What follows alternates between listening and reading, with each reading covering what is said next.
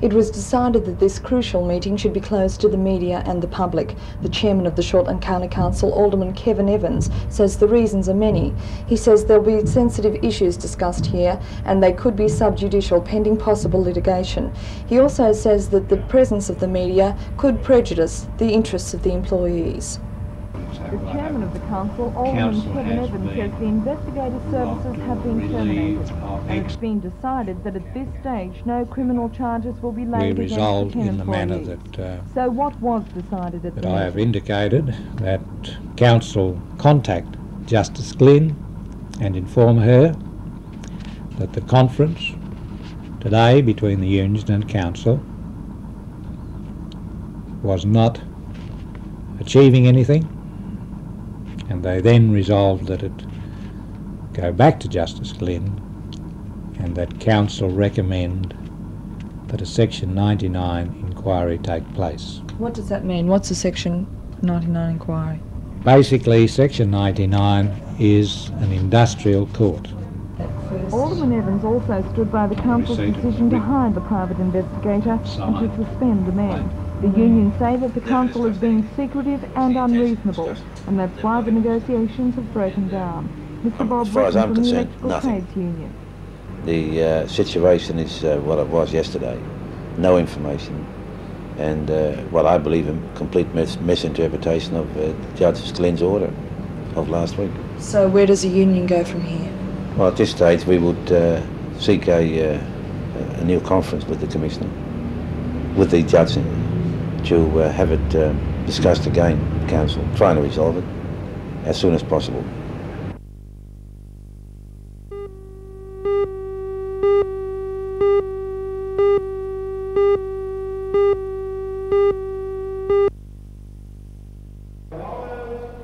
The auction was held under instruction from the Newcastle Police and was property that had been either lost, stolen and recovered, or exhibits from court cases which had not been reclaimed. They included jewellery, tools, electrical goods, car radios and a few more unusual items. The auction started at 10 o'clock this morning and continued through until early this afternoon.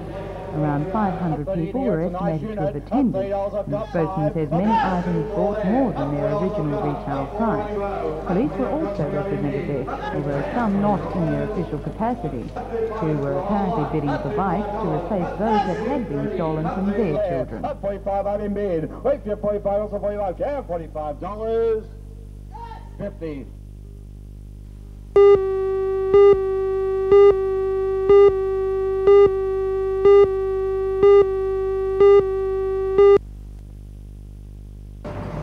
Countdown to 1988 continues. The bicentennial authority's task of keeping everybody happy will become increasingly difficult. Presently, the authority is visiting councils, handing out bicentennial flags. Today it was at the Torres turn. But not much further down the track, decisions will have to be made on just who projects are actually funded. And those decisions are certain to upset some. At the early stage, when the first decisions are announced, there'll probably be some hurt feelings, and some people will probably feel that they've spent their time unnecessarily. I do think, though, that from conversations I've had so far around the state, different parts of the state, that people are pretty sensible about it all. They know that not every local area is going to get all of its favourite projects, and even some mightn't get any of their favourite ones. They'll get something, though. But the overriding impression I have is that people actually want to be involved in doing things, and that even though some of their favourite schemes might not get up, they'll still join in the planning and the activities in a positive way.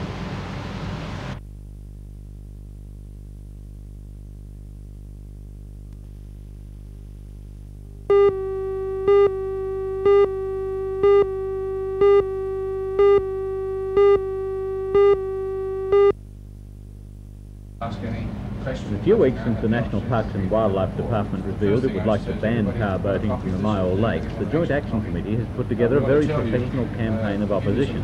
Some 4,000 signatures petitioning the retention of car boats have been collected, and the committee has assembled some impressive statistics on the economic impact of a power boating ban. South A sample Wales survey shows make at least reference 6 to businesses would go bankrupt results and obtained, the only 136 vessels that people are lose their jobs. Even more dramatic potential revenue and job losses are claimed as a result of the overall effect on the surrounding tourist industry. On the positive side of this argument, the Action Committee advocates wash limits, boating tolls and tight controls on boat and toilets, claiming it is possible for powerboats to continue using the lakes without any detrimental effects. As someone who uses the Mile Lakes with a boat, can you see any good reason why the National Parks is seeking to ban boating? Well, no, really, probably because it's easier for them to police it that way, but I believe that there are more positive ways to approach the matter. With the restrictions and methods that we propose, I believe it could be policed and not restrict anybody from using the lakes, let everybody enjoy it. It's their right to do so, and I believe that that's the way it should be handled. You haven't had any response. So far drawn no response from the Minister for the Environment, Terry Sheehan, but the committee says it has unlimited will and resources and will continue to use both. Just to mention those two.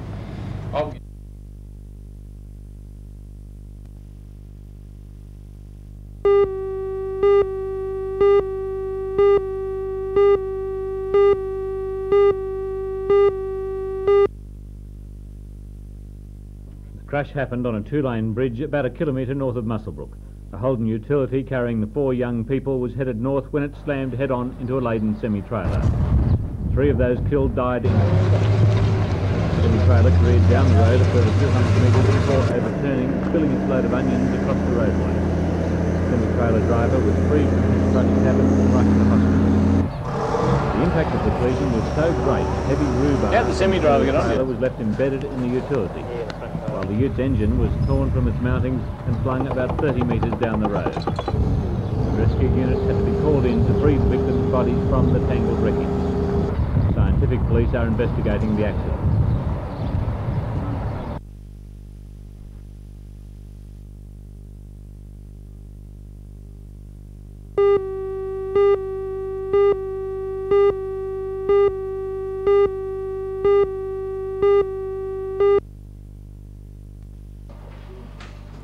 Meanwhile, in Newcastle, Operation Noah so far has been declared a success. The 12-hour anti-drug phone-in began at 9 o'clock this morning, and according to officer in charge of the Northern Regional Crime Squad, Detective Chief Inspector Ross Morrison, the team received 15 calls in the first 15 minutes. Since that time, there's been a steady stream of calls, and according to Inspector Morrison, at least 50 have been in relation to major drug pushes in the local and Sydney area. We now have a chance to try and crush it in Newcastle as a result of this Operation Noah. If we don't, I'm afraid we're going to be like all the other big cities in Australia. It's been a resounding success.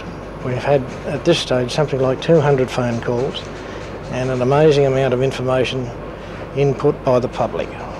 Will any of that information be acted on? Yes, certainly. We've even had information we've relayed to Victoria and Queensland already. It's now being screened by senior drug squad personnel and my senior men from the Regional Crime Squad. They are then directing it out to detectives who are on standby to do the specialist jobs from Operation Noah.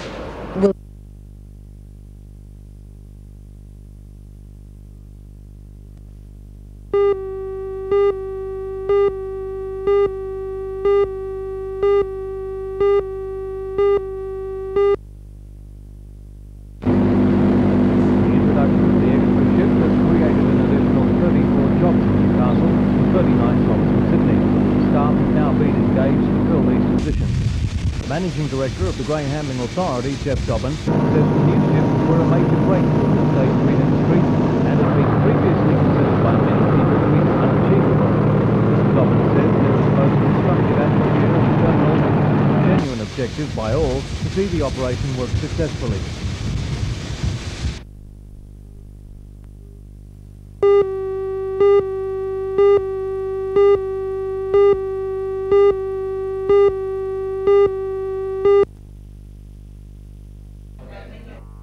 Despite moves by the state branch of the Australian Medical Association to compromise by asking for an hourly rate increase then the of department will $25 advise rather me than the $50 and rate I'll make a payment, decision. Mr Mulock today rejected the offer as a possible solution. No, because on the information we have, $12.50 was the most that we could offer. And we did say, of course, that the AMA could build upon that, and that's what they should do. If they've got other information that we haven't had from them, we haven't had even a line or a fact or a figure, and neither has the arbitrator. So the best thing they can do is to accept the $12.50, and if they can do better before the arbitrator, we'll abide by it, and it'll be backdated to the 1st of July.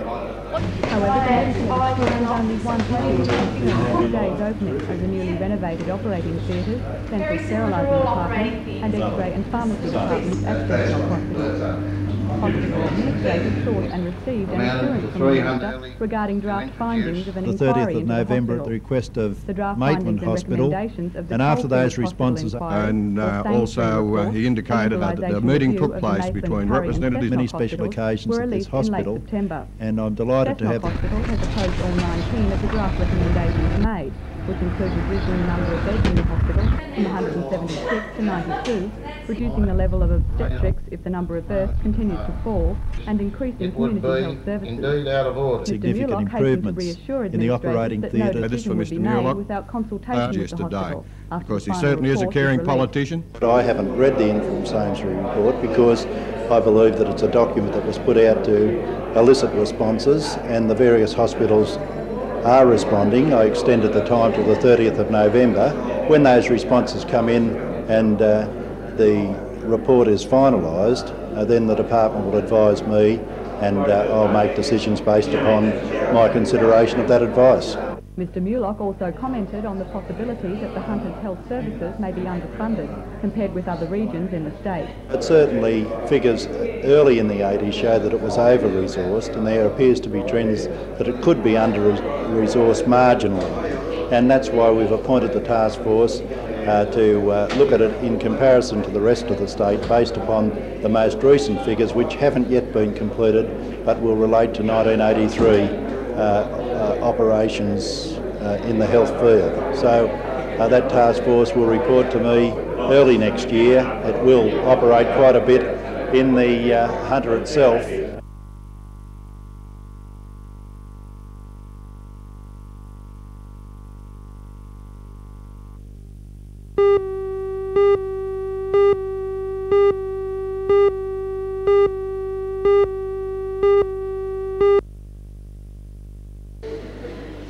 Construction of the hydrotherapy pool commenced in 1983 and was helped by both community and government support. The pool is fully enclosed, has change rooms and is heated by solar energy and electric boosters for all year-round use. Continuing maintenance of the pool will be undertaken by the Department of Education. Within the school, swimming programs have been developed to cater for the students who are physically or mentally handicapped or both. The pool is the result of a total outlay by the P&C Association in excess of $52,000 and is officially opened by the Education Minister, Mr. Ross Cavalier, today. Also performing its official duties, entertainment service is provided by the Television Public School Band. But is available for use by outside groups.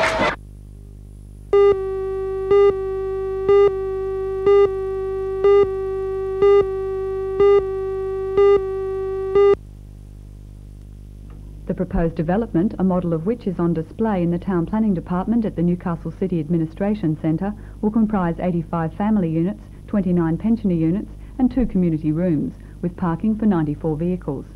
A development application has been lodged with Newcastle City Administration, and according to suitors Bustede, Corner and Clode, the Newcastle firm of architects responsible for its design, tenders should be called in June next year and the units occupied by the middle of 1987. The development site is bound by Stevenson Place and Nobbies Road in Newcastle East. It's been designed to blend in with features of the area. Single blocks will lead up from the new Harbourside Park to Fort Scratchley, but will not interfere with the view of the fort or harbour.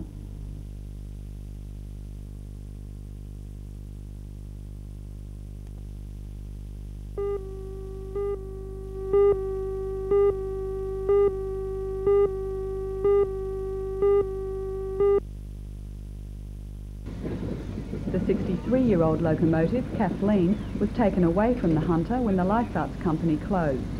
It was transferred to Port Kembla, then retired, and donated to a museum at Thirlmere, past Picton. It returned to the Hunter to Richmond Main Colliery in grand style early this morning, where it will be restored by the Richmond Vale Railway Museum for use in a tourist railway operation. She may look a little the worse for wear now, but given some time and a lot of elbow grease, and Kathleen will soon be looking as good as her sister Marjorie. Marjorie has never left the Hunter and has been gradually restored over the past 3 years.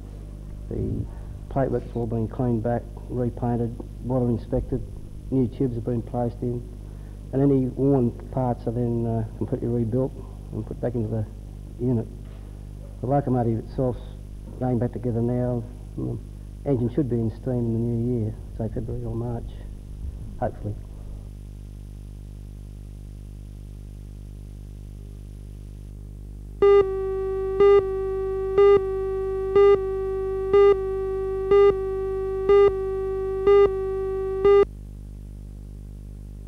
Going into today's fourth and final round of the title, St George skiff Coleman Signs was in an unbeatable position. Skippered by Glenn York, the skiff had already recorded an impressive 1 win and 2 seconds in this best 3 performances event. Australian champion and defending state champion Dennis Tanko in the Burwood Calendar skiff ran second overall in the title, but today he blitzed the rest of the field. Tanko raced to the lead from the start and by the first buoy was well in front. He led at each buoy to win the race convincingly. The sight of the stern of Tanko's skiffs must be a familiar sight for many sailors, and today he showed the form he's capable of, albeit too late. The third place St George skiff was the AWA, skippered by Ed Moran. He finished second today to rocket into the 3. 2 Newcastle boats, Marks Point Marina, skippered by Darren Nicholson, and Sylvania GTE, skippered by Michael Turner, finished in the top 12 of the titles overall, and as such have now qualified for the Australian titles. The titles will be held in Perth in January next year.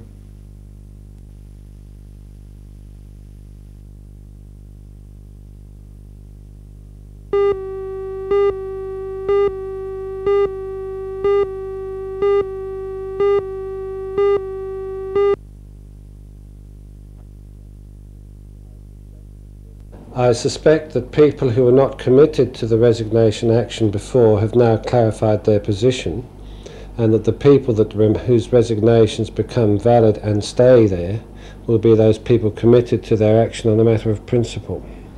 I am clear in my mind that those people who feel this fight is a matter of principle should resign, and I am also clear in my mind that those people that are just interested in financial remuneration should go back to work. This is the advice that the local association is giving to its members. If this clarifies the situation for the people in the area, I am very happy. But people have to commit themselves one way or the other. Otherwise, the leadership of the profession cannot make judgments on their behalf.